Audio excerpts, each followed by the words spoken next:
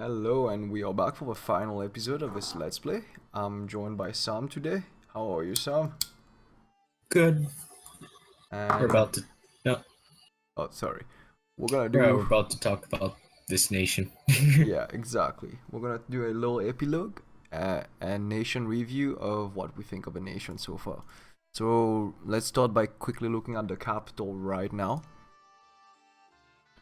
So I'll start by saying that from the capital, the marrow units are pretty horrible. I mean, the infantry and the men-at-arms are kind of okay-ish, but I don't think they'd stand a chance against anyone else underwater, not even Terodos.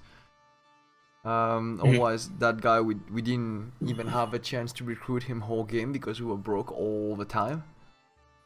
The druid, I didn't find any real use to them. You can't even, I guess you could use them as, holding research items and stuff like that, but otherwise, I don't really find the druids useful, unless you have a pick in Astral. The Isian druids are pretty bad, like, except maybe for spamming Frozen Heart, I can't find any use to them, to be honest. Yeah, I would say the only thing I found use for them is outside of combat. They're useful for research to an extent, not that great because their cost is kind of high. Yeah. Um, but they also are useful because they can be used to help build your lab and temple in a fortress. I don't really find them useful past that though. That's true, and I guess because we're amphibian, they can do it underwater, unlike the druids.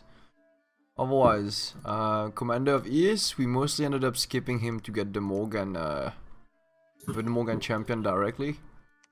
The Morgan Princess was actually not too bad as a commander. The only problem is that she was slow to recruit, and that was really annoying.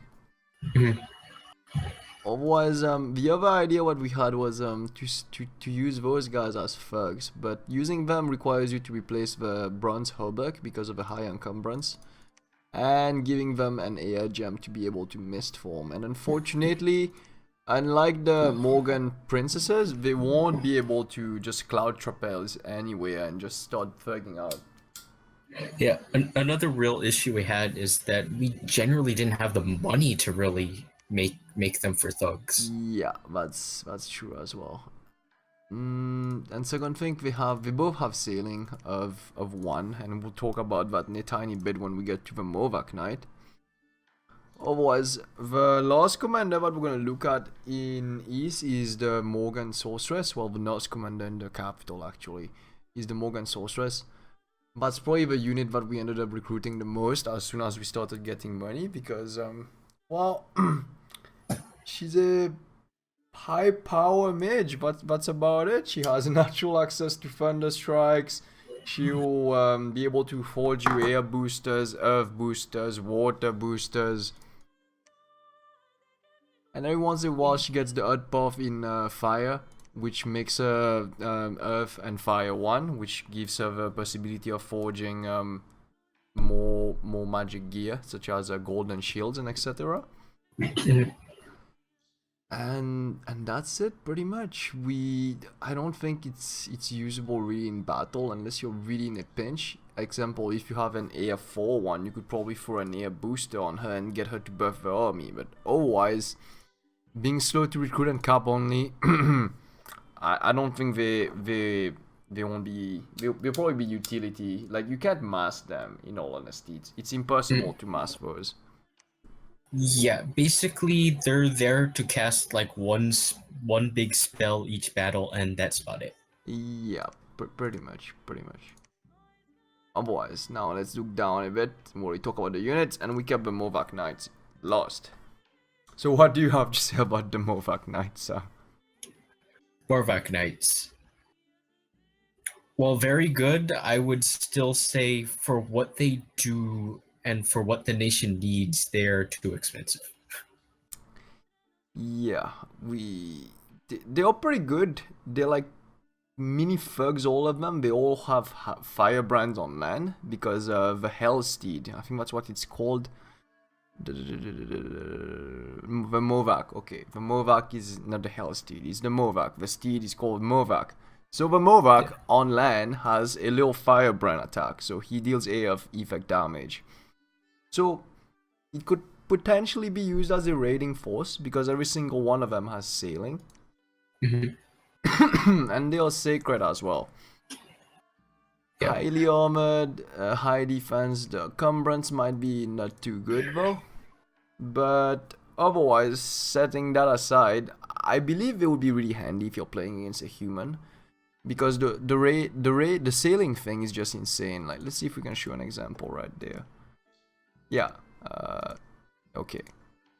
Anyways, what? They're gonna move for troops. They're not sailing.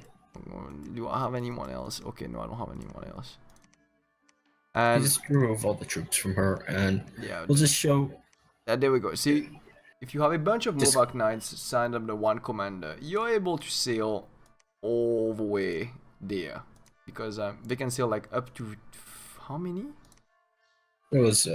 I They can guess- sail themselves, and they can sail.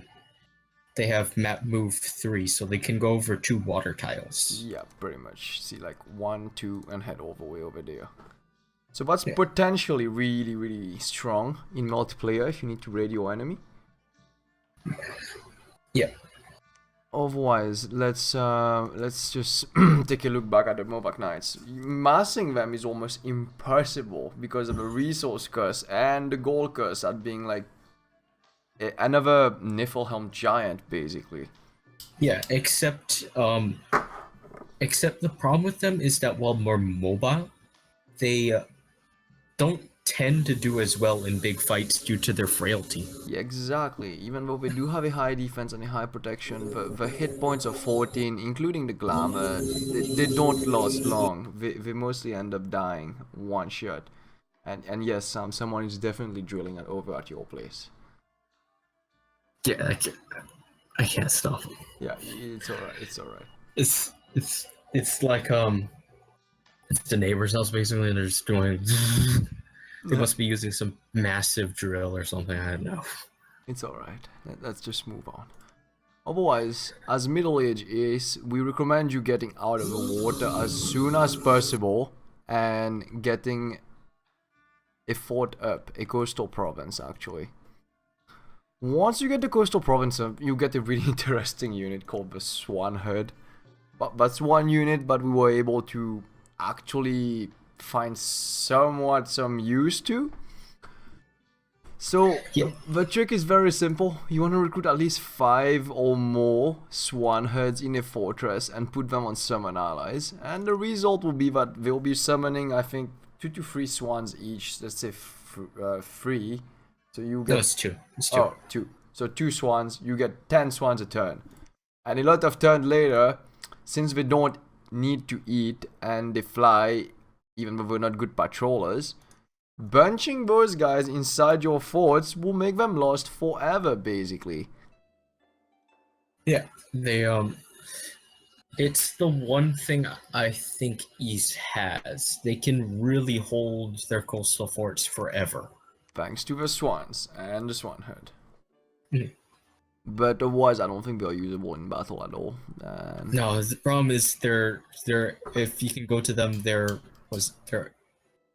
undisciplined and they hardly do any damage. So that's the amount of buffs you would put on them to actually make them worthwhile would be is a bit too so much. expensive. Yeah, you're better off recruiting harpies as Pangaea. Mhm. Yeah. Otherwise, we'll take another look at the Ker'Nu Druid. A Ker'Nu Druid is a remnant of early age Malvernia, I guess. Mhm.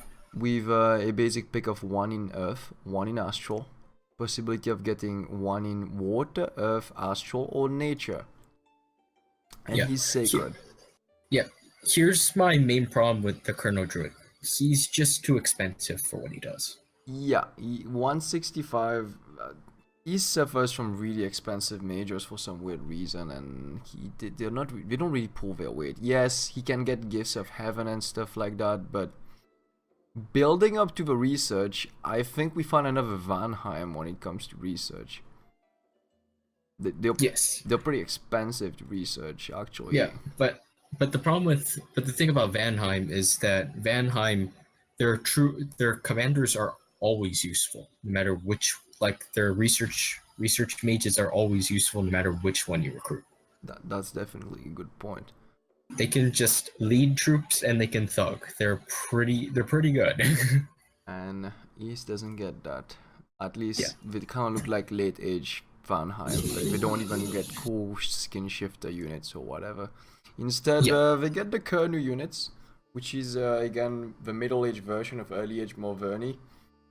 They're basically Morverni units with more armor this time, and they just have armor all the time instead of fighting but bare chested. Yeah. The big problem with these guys, I find, is that their armor is actually something that gives them a lot of problems because they're not that great troops, yet they cost a huge amount of resources. And they try to be like Elm with a high encumbrance, and they don't succeed at it. Moreover, the noble warrior, we didn't get to use him because of his map mover 1. Yeah. The problem, the noble warrior, ideally, if he was map move 2, he would probably be your best unit. That's true. And the Ker'Ys Cavalry was no comments because there was never enough gold to recruit him anyways. Yeah, the only thing I can think of for the Colonel Cavalry is either use him as a flanker or use him to confuse scripting when you're using Borvok Knights. Yep. And otherwise, that's it for our nation review. I hope you guys had an idea of what East is all about. We are still trying to get a winning Let's Play. So... okay. We're probably gonna need to cut that too. So anyways, what I was saying is that we're still trying to get the winning Let's Play of East, and we'll put that Let's Play up as soon as we succeed. But we probably want to take a break from this nation from a tiny bit. And that's all for today.